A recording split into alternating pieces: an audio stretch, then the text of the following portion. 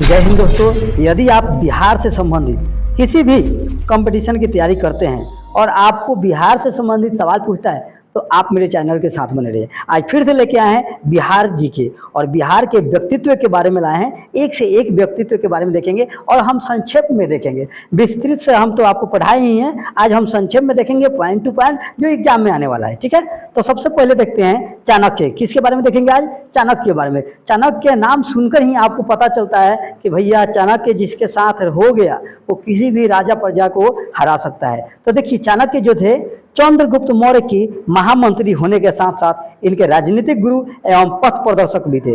किनका? तो भैया चंद्रगुप्त मौर्य के। चंद्रगुप्त मौर्य क्या थे? तो महामंत्री इनको नियुक्त किया गया था और इनके गुरु भी थे चंद्रगुप्त मौर्य के, राजनीतिक गुरु, और रास्ता दिखाते थे कि तुमको कैसे कैसे चलना है चंद्रगुप्त मौर्य। ठीक है, कौन दिखाता था? चाणक्य। आगे देखिए उनको कई नामों से जाना जाता है, जैसे एक कौटिल्य भी कह सकते हैं, एक कौटिल्य है, कोई कहता है विष्णु शर्मा कहते हैं, कोई कहता है चाणक्य कहते हैं। इन सभी नामों से भी इनको जाना जाता है। किनको? चाणक्य को। उन्हें आगे देखा जाए, उन्हें नंद वंश का नाश करके चंद्रगुप्त मौर्य को राजा बनाया गया। ये भैया नंद वंश के नाश किए थे। कौन? चाणक्य। किसके माध्यम से? तो चंद्रगुप्त मौर्य के। और चंद्रगुप्त मौर्य को क्या बना दिए? राजा बना दिए। उनके द्वारा रचित अर्थशास्त्र में मौर्य प्रशासन का विस्तृत वर्णन किया गया है। किसमें? अर्थशास्त्र में। किसके बारे में? तो मौर्य प्रशासन का विस्तृत वर्णन किया गया है। ठीक है, इस प्रकार अर्थशास्त्र को मौर्यकालीन भारतीय समाज का दर्पण कहा जाता है। पूछेगा कि मौर्यकालीन भारतीय समाज का दर्पण किसे कहा जाता है, तो आप कहिएगा अर्थशास्त्र को। ठीक है, किसको? अर्थशास्त्र को। चलिए नेक्स्ट देखते हैं। अब हम देखते हैं याज्ञवल्क्य के बारे में। याज्ञवल्क्य के बारे में देखते हैं, इनका जो वर्णन मिलता है तो भैया कहाँ कहाँ मिलता है? तो सबसे पहले रामायण में मिलता है, महाभारत में मिलता है, पुराणों में मिलता है। कहाँ कहाँ याज्ञवल्क्य के उदाहरण मिलता है? तो आपका रामायण में, महाभारत में, महापुराण में इनके बारे में जानकारी मिलता है। तो भैया ये कौन थे? ये जो विदेह के राजा जनक के समकालीन थे। किसके? विदेह के राजा जनक जो थे उनके समकालीन थे। कौन? तो भैया याज्ञवल्क्य।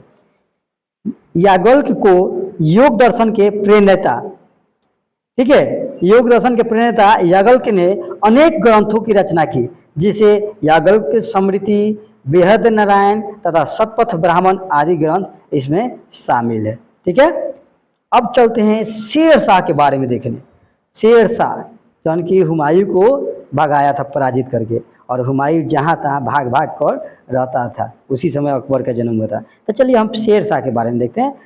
अफगान शासक शेरशाह, जिसका मूल नाम फरीद खां था। इसका मूल नाम क्या था? फरीद खां था। इसको बचपन का नाम भी कह सकते हैं।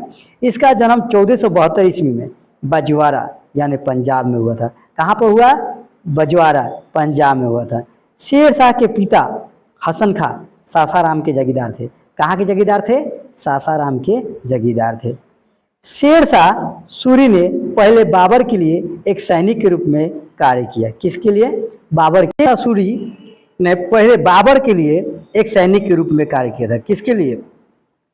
बाबर के लिए एक सैनिक के रूप में कार्य किया, जिन्हें उसे पदोन्नत कर सेनापति बनाया गया था। क्या बनाया गया था मेरे दोस्त? सेनापति बना दिया गया था। ठीक है, और क्या हुआ?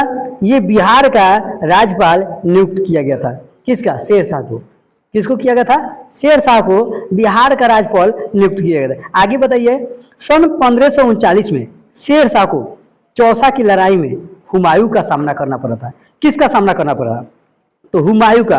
कौन से युद्ध में? तो चौसा की लड़ाई में। ये कब हुआ था? तो 1539 ईस्वी में। कब हुआ था?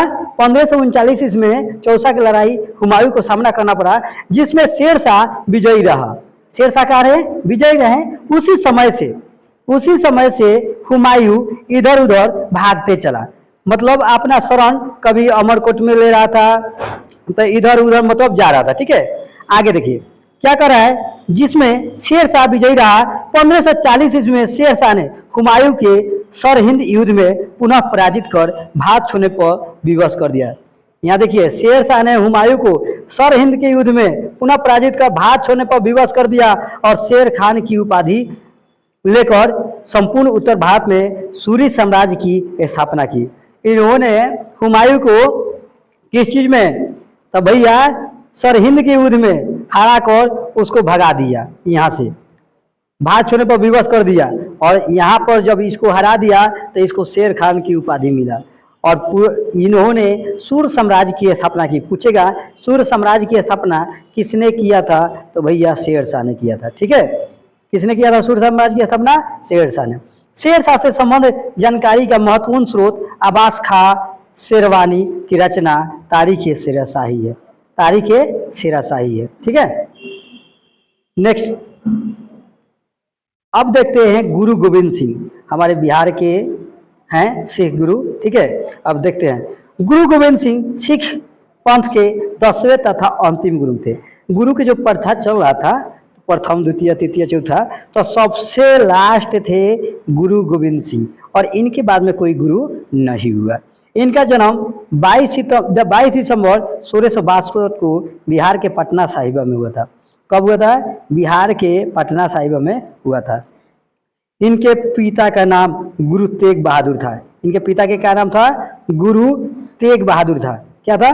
गुरु तेग बहादुर था। इन्होंने 1675 में अपनी गद्दी संभाली तथा 1608 ईस्वी में नादेर में एक अफगान द्वारा इनकी हत्या कर दी गई। ज़्यादा दिन नहीं रह पाए, ठीक है, फिर भी रहे। 1705 ईस्वी में नादेर में एक अफगान द्वारा इनकी क्या कर दिया गया? हत्या कर दिया। इन्होंने सिखों के लिए पंच करार बनाया था। केस, कंघा, करा, कृपान और कच्छा को अनिवार्य कर दिया। इन चीज़ों के क्या कर दिए? अनिवार्य कर दिए। ठीक है, उनके द्वारा खालसा पंथ की शुरुआत हुई। इतना याद रखना है, खालसा पंथ शुरुआत हुई किनके द्वारा? भैया गुरु गोविंद सिंह के द्वारा।